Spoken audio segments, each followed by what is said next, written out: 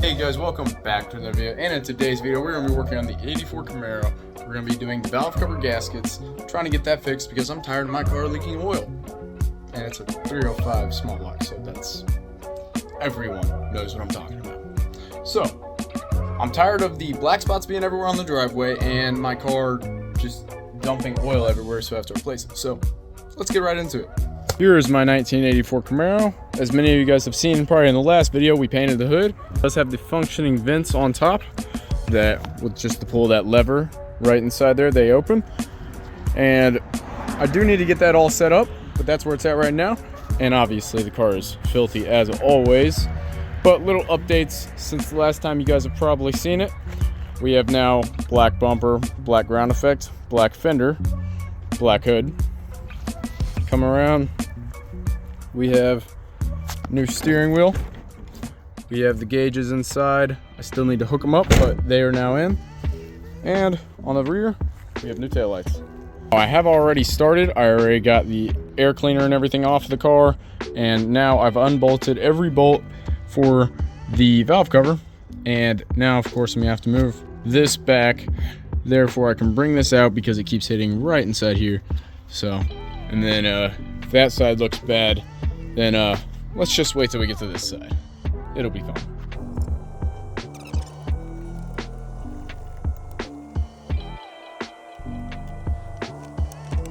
Oh, and did I mention that I have no clue what I'm doing? If you're trying to do your valve cover gaskets on your car, probably click on a different video. Because whatever I do is likely wrong and gonna cause you more problems.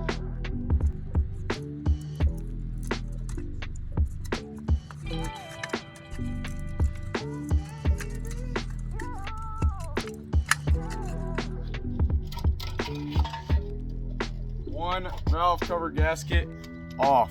That took me way longer than I wished it did.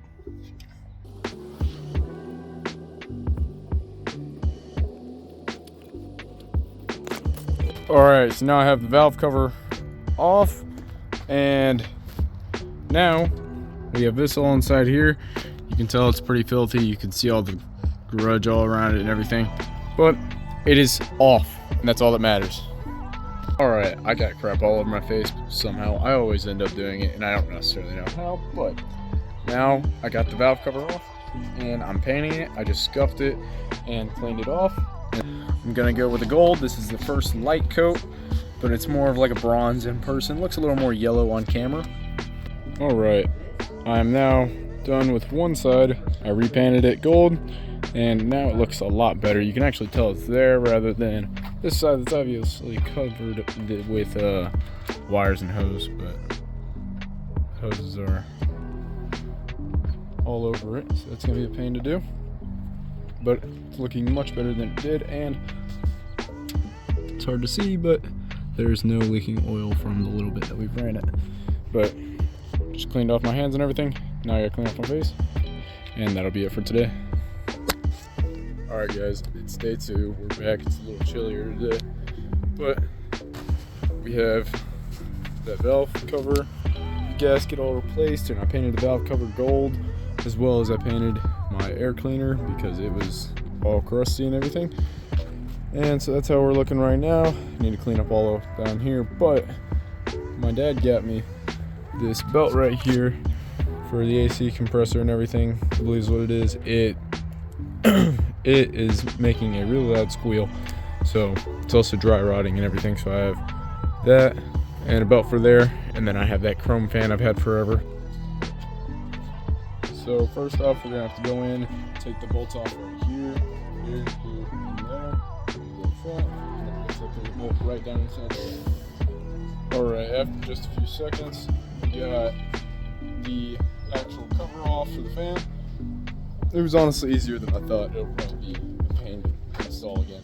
But as you can see, we got some friends right inside here, and absolutely filthy. But now we have access to the fan. So, alright, change of plans. I can't get the fan off, so we're just gonna wiggle the belts around it. And if you come in here, you can see I got the one off. Goes around here, comes down here. So pulling it off the fan now. There's belt number 1. I've already had to do like 3 times yesterday for the valve cover. So I'll come in right here.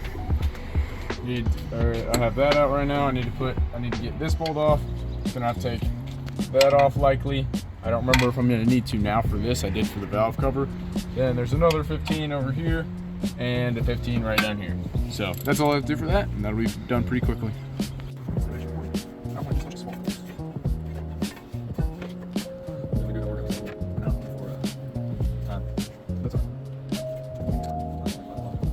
What is it, 5? Senior photos? Have you taken like academic senior photos?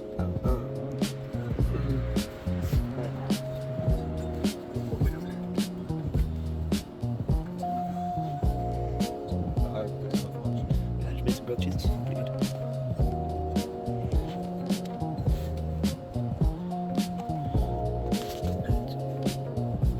Put the camera down.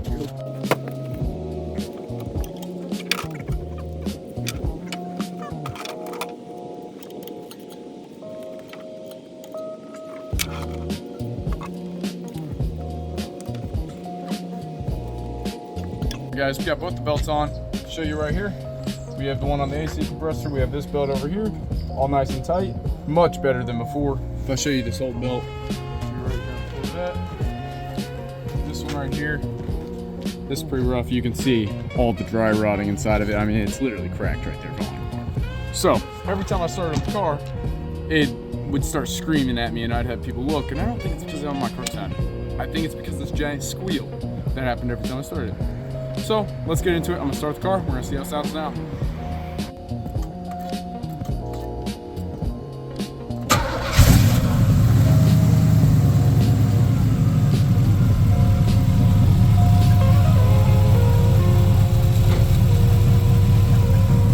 No squeal whatsoever. This is like, it's the small things that matter. It's not my car. All right, I am editing the video right now, but I just want to give a little heads up that because I'm the idiot that didn't do it, and now I'm sitting here with a blown head gasket. Make sure you put your fan shroud back on, because I didn't, and the fan ended up hitting the radiator. Domino effect, engine overheated, rod knock. Yeah, you see where I'm going. Put the parts back how you found them. You'll see a little later in the video. All right, guys. So we've been gone for a little while now. It's been a few months. All right, it's currently April. I think last video was up in January. So we've had a little bit of a problem going on with the 84 Camaro. Let's go ahead and dive into that. All right, so we've been having a few problems, like I said, with the 84. And if we open up the hood real quick, all right, well, if we open up the hood here, we can look at it. So right inside here, I did the valve cover gasket and repainted some of the parts. I have not done the other valve cover gasket right back there on that side, because that side, well, I mean, as you can see, it looks like it's gonna be a pain. And as you'll probably see earlier in the video, I kind of went over all that. All right, guys, so this is where the problem started. Really, it probably started with me being an idiot and touching the car. That probably wasn't the greatest idea. So first off, everything I was doing right here with all the valve cover stuff, that kind of went haywire after I removed the shroud right here. And because I'm an idiot that removed it, who knows why, what I was thinking, I was just lazy, I guess. Removed it, didn't put it back on, and that caused the radiator to push up against the fan while mid-driving, and now I had coolant spewing all over the engine. So that was problem number one. Now, by the time I got home and this was all shaking over here, it was already too late. A rod knock started from the engine overheating. So by the time that got done, it's too late. Everything's gone, because now I have smoke coming out of the back of my engine, and it's idling and everything's really rough. So we're kind of in a pickle right now. So with everything going on like that, I probably need a new engine. Well, here comes the solution. All right, and that solution I was talking about, that's sitting right behind the camera right now, and not necessarily the solution that's behind the camera, but that's within the garage. So let's go ahead and get into what we may have found that pretty darn excited about. All right, and here she is. This is our new S15 GMC Jimmy. I know it has a Chevy bow tie on it right now, but if you look right over here, it has the SLE badge that goes to the Jimmy, and it is Jimmy. But we come back here, it has the clear tails. Needs some body work here and there, but you know, that's what I'm here for. So we got these where they've removed the rack around the back for the tire and the wheel. We've removed the roof racks already. Got all that. My dad started on that. It's got the wide offset.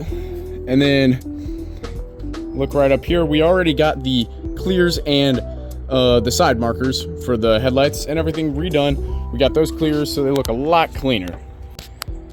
So now if we come to the interior of the car, we have a super clean S15 or S10 interior, and they have a custom gear shifter and everything for the automatic transmission that's in here. I'm not really familiar with what it is, but we got the blue. We have a little bit of sun fading and everything, but you know, that's the least of our worries, honestly. Now if we go in, open the hood, maybe, open the engine bay. Now right inside here we have a crate 350 straight from Summit. He has a lot of crap done to it. I'm not even familiar with what it all is, but the average mind can look at it and say it's shiny and it's got some power. All right, so it started raining, so we had to go clear everything from outside, bring it inside because, well, it's raining. We don't want everything to get wet. But as you can see right over here on the Blazer, like I was saying, it is the crate 350 swap and all that. It's pretty fun to drive. We just had it had a coolant leak with the radiator, so we just had to get that redone. My dad's working his butt off to get that. Now it just needs to tune back up because the guy that had it before us, it looks like the tune wasn't great, so we have to get that before we start driving it again. But apart from that, she's going good. Alright, and this is where the fun begins. Right here we have a brand new, with only 500 miles on it, 305. It's pretty built. I'm not the engine guy of the house, so I only know a little bit of what I'm talking about. But if you look at it, she's rolling nice and clean. The guy had too long of a dipstick and ended up getting a knock in it, I believe is what he said. So he needed, because he ran really low on oil. That's what originally was in the Jimmy over there. So he gave it to us because he doesn't need any small block, and I don't know, I'm not complaining at all. It is exactly what I need to get that thing back on the road. As well as you guys probably saw, the C4 Corvette is currently like saran wrap basically, but that's just due to we don't want it like I think it's the hood vents, but there's water getting inside of it, and we're just trying to stop that right now, and we're tired of messing with it because it has a lot of problems. So, all right, if you guys are excited to see us swap this 305 into that Camaro right over there, then stay tuned for these next few videos because my 18-year-old self and my dad, or at least me, I don't know what I'm doing. I don't know if he's ever swapped anything, but I know for sure I have not.